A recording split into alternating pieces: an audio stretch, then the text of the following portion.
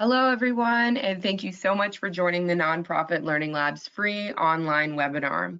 You are currently participating in Good Trouble, How to Advocate for Change. Questions are encouraged throughout the webinar, and you can type them into the questions box as they arise. And during our Q&A portion, they'll be read by me, Tori. I'm here representing the Nonprofit Learning Lab today. If you have any technical questions along the way, you can't hear, you can't see, type them there as well, and I'll help you out. Your presenter today is Martha Collins. Martha Collins is a strategic partner with Lead 180 Consulting, LLC, and a licensed consultant with the Standards for Excellence Institute. She's dedicated her career to working with social justice organizations that focus on building power within marginalized communities. For nearly 2 decades, she has had the opportunity to collaborate and strategically develop several coalitions to help create public policy groundwork for advancing social and economic agendas.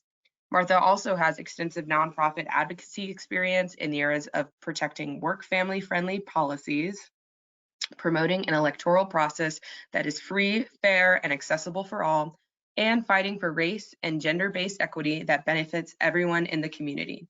I will now hand it over to you, Martha. Thank you so much, Tori, and good morning, everyone. Thank you so much for joining today's webinar. I'm going to get right into it because we don't have a lot of time. Let's see. Okay, so this is me. You heard a little bit about me already. I love the work that I do, and I'm very passionate again about advocacy. I've been known as the nonprofit lobbyist here in the great state of Wisconsin and abroad, and I went into partnership with a good buddy of mine to form an association for nonprofits called the Nonprofit Academy of Wisconsin, where we're local and we're aimed at helping nonprofits deliver their missions better. So you all know all about me and who I am. Drop in the chat, your name, the position or title where you're at as far as the organization, and your city and state. If you're not in the state of Wisconsin, I'd love to know who joined us today. So some objectives for today. It's going to be really quick.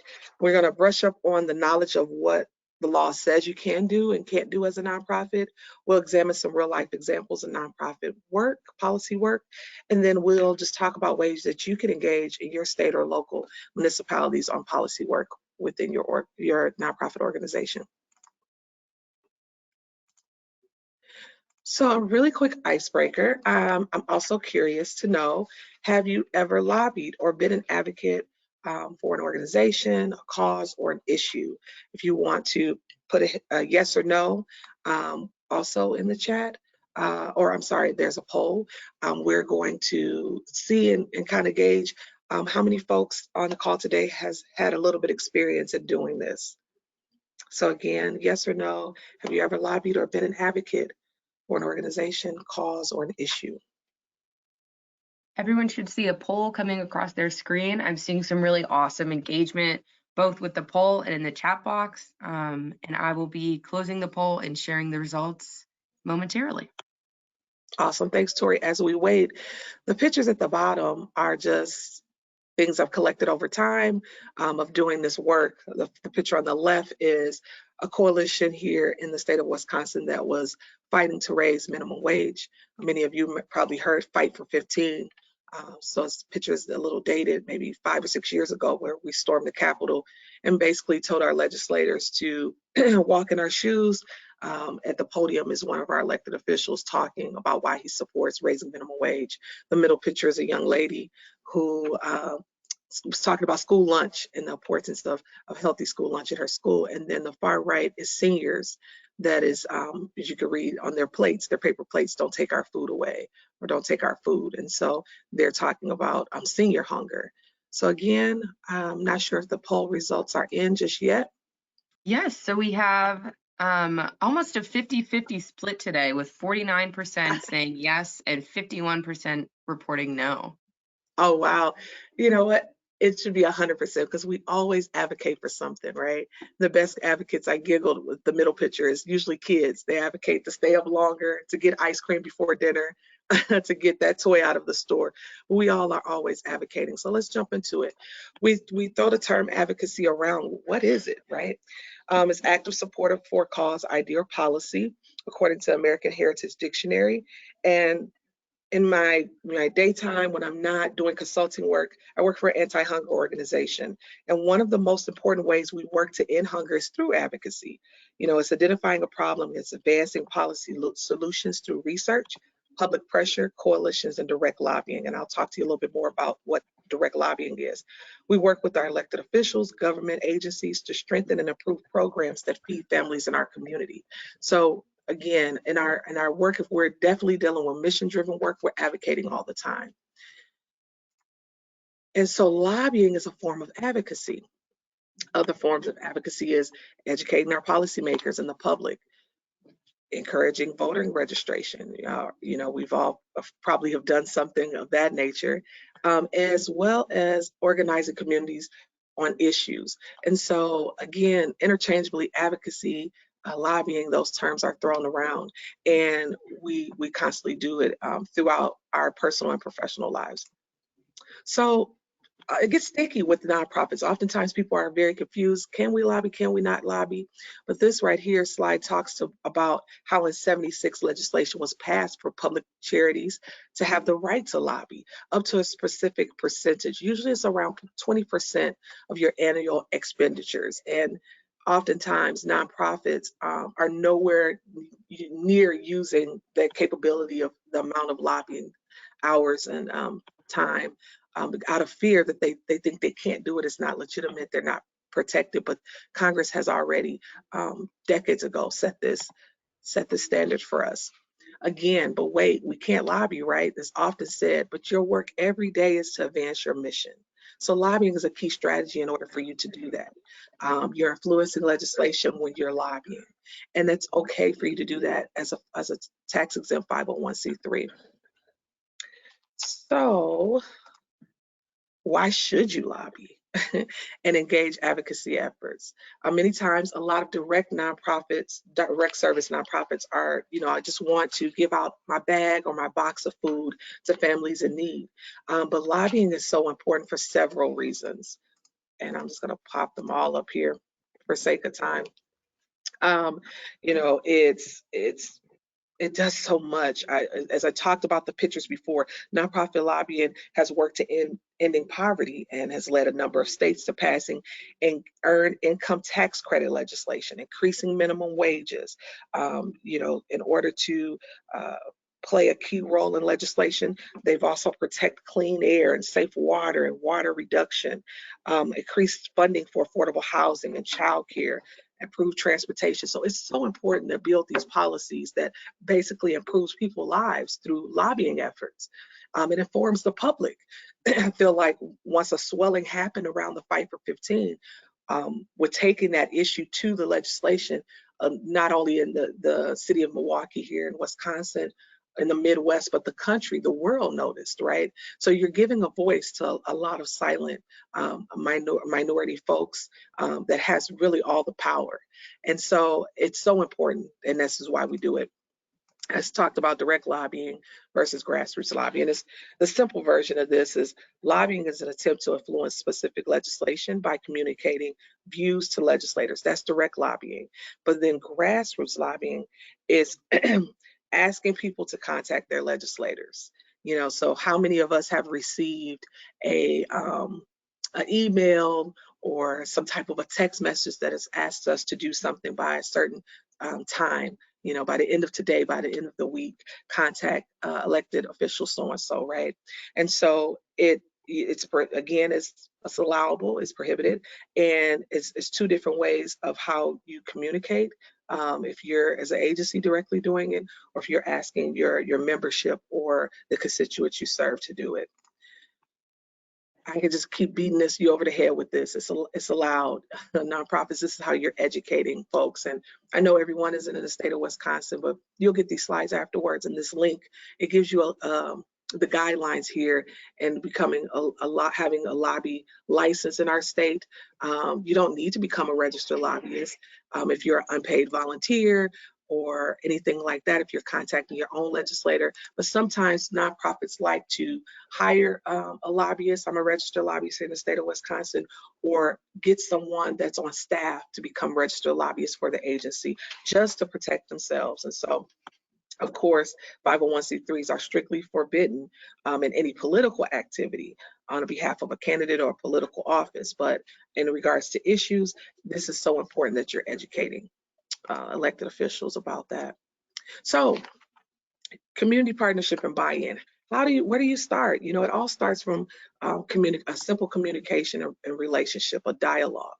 You need to get community partners bought into, or far as community partners being organizations or constituents, residents, bought into whatever problem that you've identified.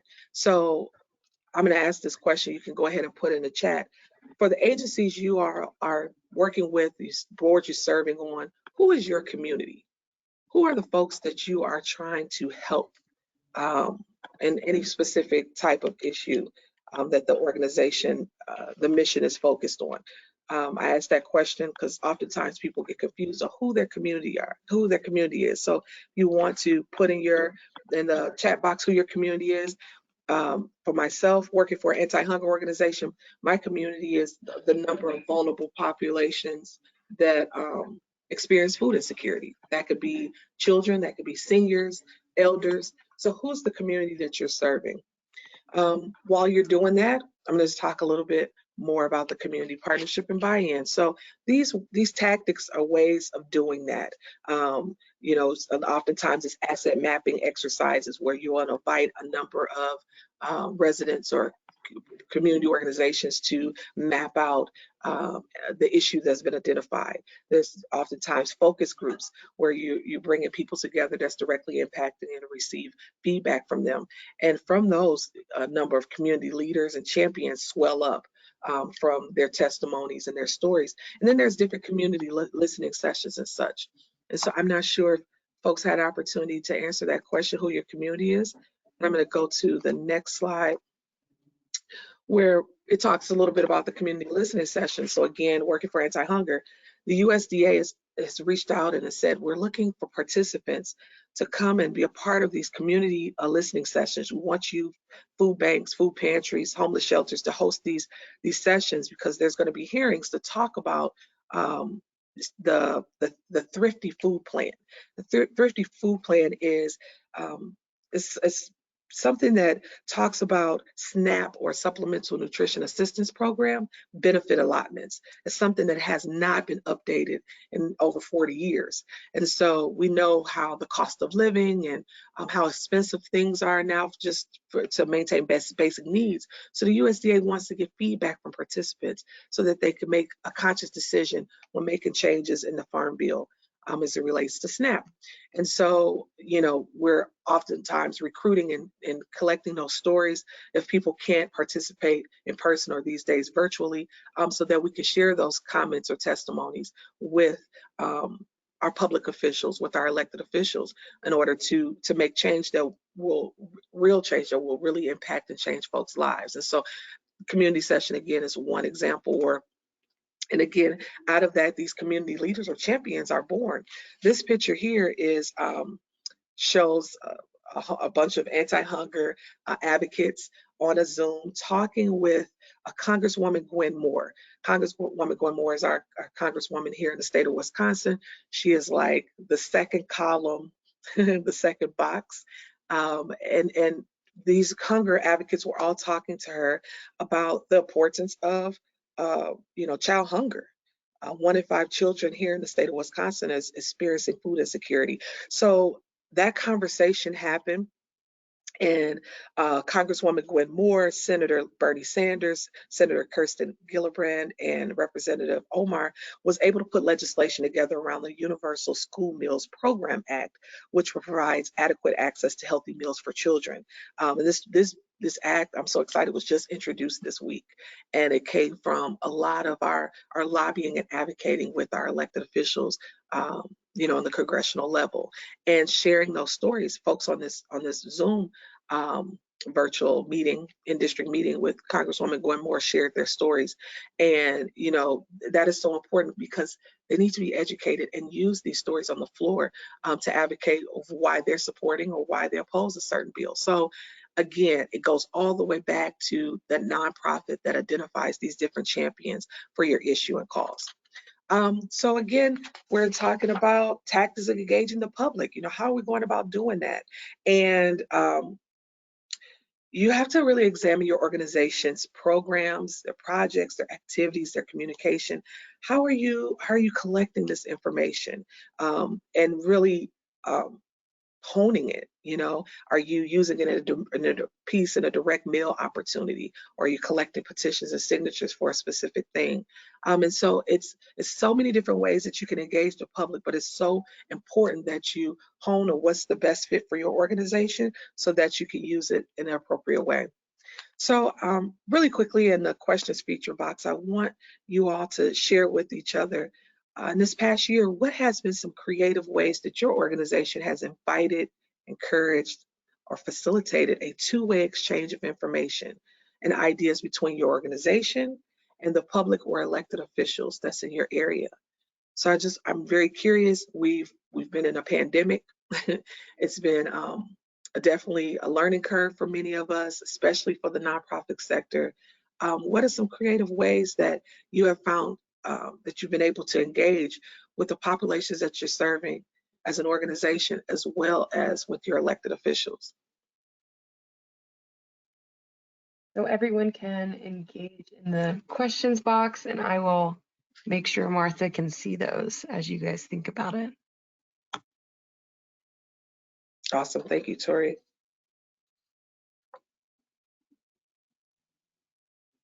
I'll share a story while folks are doing that.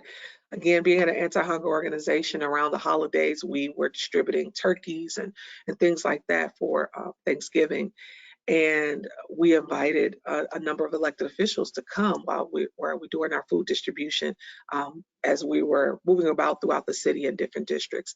And they would come, and that was the most creative way I was able to advocate for a universal meal program, right, for students, or just different stories and folks that we have been working with that have been visiting our pantries, be able to share their stories in a non-threatening way, because sometimes elected officials think you're coming to wag your finger at them, but just more educational.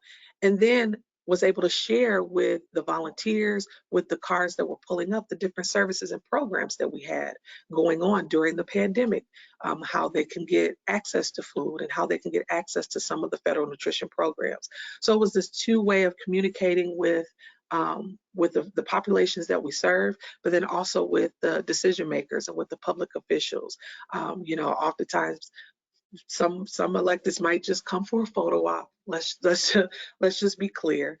But it was really they couldn't run. It was really a time where we're picking up turkeys and we're picking up boxes and we're serving the community, but I'm educating them about hunger with children, hunger with seniors, hunger with some of these vulnerable populations.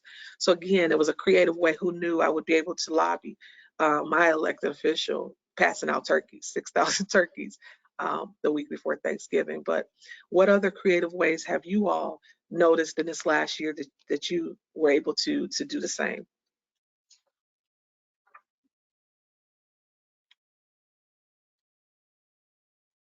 Martha, are you able to see the responses that I'm sending your way? Let me see. I think if you check out the questions box, it's easier if you kind of pop it out. You'll be able to see more. Technology, love it. I know. I think hopefully I'm in the right part. I think Dory says no interaction with elected officials, but we are hosting virtual support groups for our constituents who are low-income heart surgery patients and their families. Great work, Dory. Scott is saying, post-pandemic, our museum held a town square chat on Facebook Live. Topics were systemic racism, LGBTQ kids, social and emotional wellness for kids and families during the pandemic. Great. That's a great idea with Pride Month coming up as well. Misha says, I've had personally reached out to local school board members, supervisors, congressional representatives to give them updates on what we're doing and how we respond to the pandemic. This is all great comments, all great work. You know, the pandemic happened. I think we all can say in unison, the world may have seemed like it stopped, but work did not stop. It was a time where more than ever, we all needed to step up as nonprofit leaders and to advocate on our issues and keep folks informed. So I'm so glad to hear that you all were able to do that and be creative in doing that. So here's just kind of a snapshot of different ways that you can educate the public. You know, I bolded some of the more popular ones. We all have flyers and pamphlets and posters. We may have gotten a little bit more digital these days, but we have those different mechanisms and tools to be able to tell our organization story, market our programs and services, and increase awareness of local issues and concerns. So, testimonials and success stories. I feel like, you know, hunger is not partisan.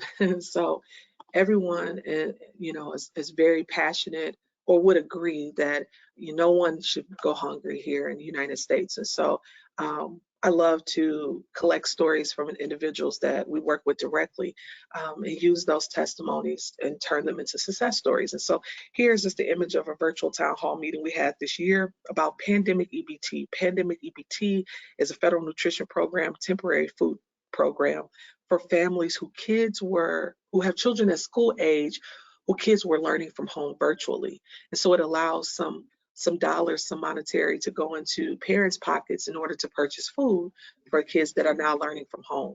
And so the image on the right is a screenshot of the president and CEO of Feeding America, Eastern Wisconsin, myself, our governor, Tony Evers, and a parent who had received pandemic EBT benefits the previous school year. And now the state had to submit a plan to the feds that says, yes, we want these benefits and how they were going to disperse them. And the young lady was able to, a mother of four here in the state of Wisconsin, was able to talk about how she lost her job and how this was the lifeline to make sure her and her children ate. And it was such a success story. We have pandemic here in our state. We're one of the first to implement the program and get benefits out to families. And so again, those testimonies and turning them into success stories. So it's all up to you, meaning you, the nonprofit organization, the nonprofit leader, right? You are vital in educating about your issue. You should never assume that the elected officials know this stuff already. They have so much stuff coming at them at one time that they're not the experts in all of them. And so for them to understand these programs here in Wisconsin and of course in your respective states, they need the nonprofit leaders, nonprofit organizations to educate them. And don't ask, don't get. You know, my mom used to say, closed mouth, don't get fed. So you need to make it clear when you're legislators, when you have that opportunity to talk with them, what exactly is that you want? What is it that you need from them to do? You know, make it actionable. Don't say, oh, would you support? You know, you need concrete yes or no vote. In our state, we're doing the biannual state budget. And we want dollars allocated to anti-hunger organizations to talk about food insecurity, food deserts throughout our state.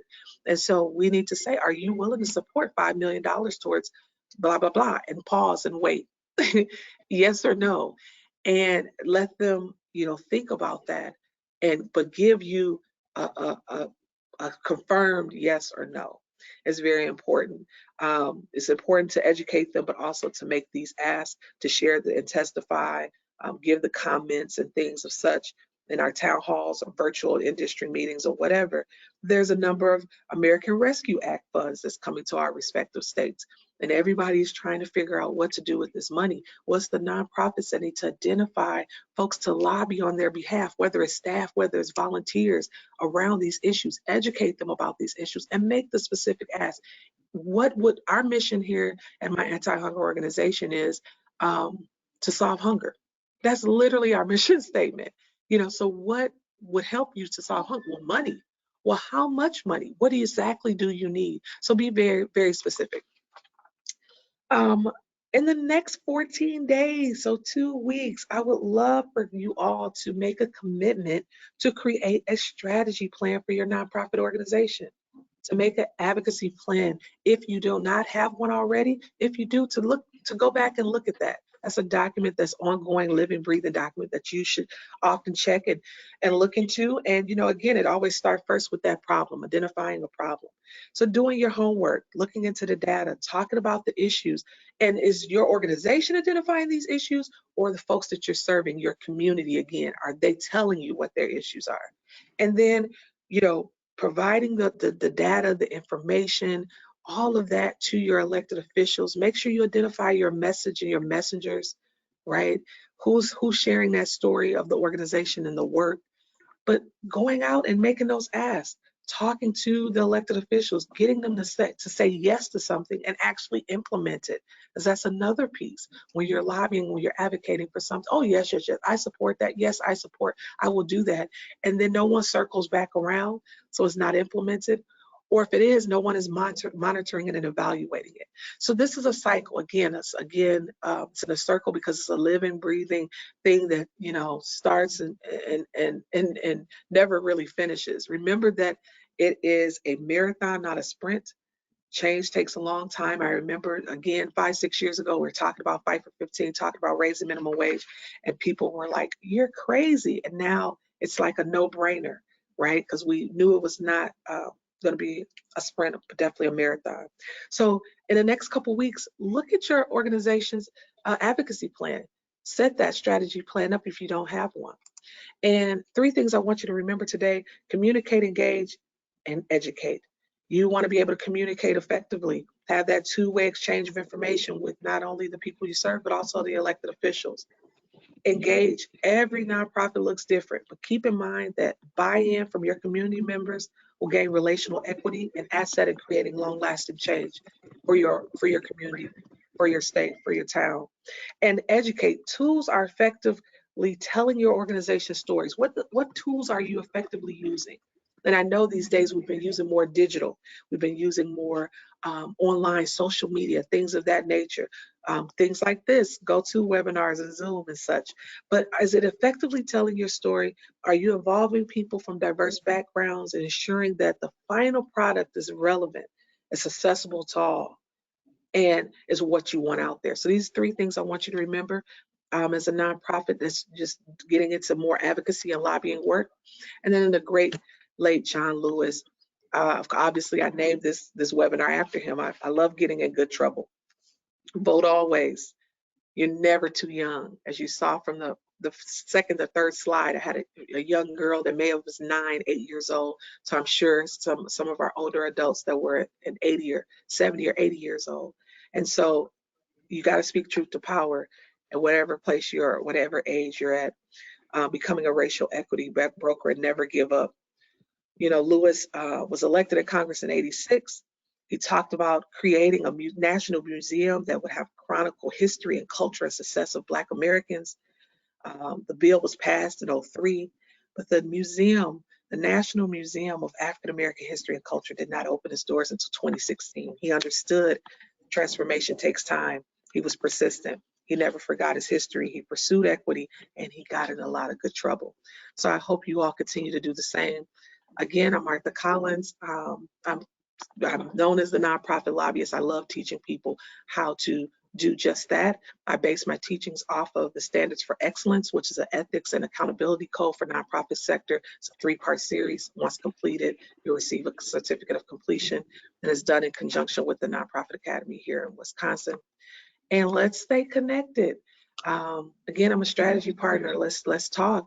I love to, again, talk with nonprofits that have never done any advocacy to folks that are constantly, every day, all day long, realize the importance of it, but want to be more creative, want to be more influential, want to make more change. Remember, get in good trouble. Thank you all so much for your time. Thank you so much, Martha. If anyone has questions for our presenter today, you can throw them into the questions box and I will read them out.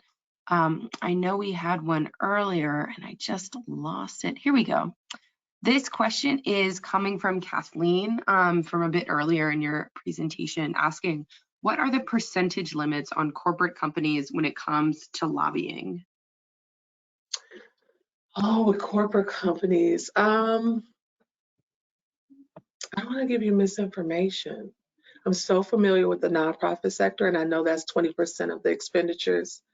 Um, but I'm pretty sure corporate is more than that 20%. Um, a great tool is the Alliance for Justice. I love, love, love the Alliance for Justice. They give a lot of information, obviously, for nonprofits that are lobbying, but they also give information for corporations as well. I definitely would check out their website. They're based in DC, and they have a number of different tools. Um, but that's a great question. Before nonprofit sector, it is 20%. Awesome. We have another question asking, what qualities am I looking for in someone we could tap for our, to take the lobbying effort charge if we don't have someone right now? Someone that ain't too proud to beg. It's really all about relationships. And so I find myself as a director of advocacy and outreach with the anti-hunger organization I'm with, I find myself oftentimes not so much begging, but building relationships or attempting to build relationships with folks. So someone that's definitely outgoing, a kind of a people's person as far as personality goes, but knows how, identify how they can help move the next step. Or we're trying to do this, and this person is working on that project.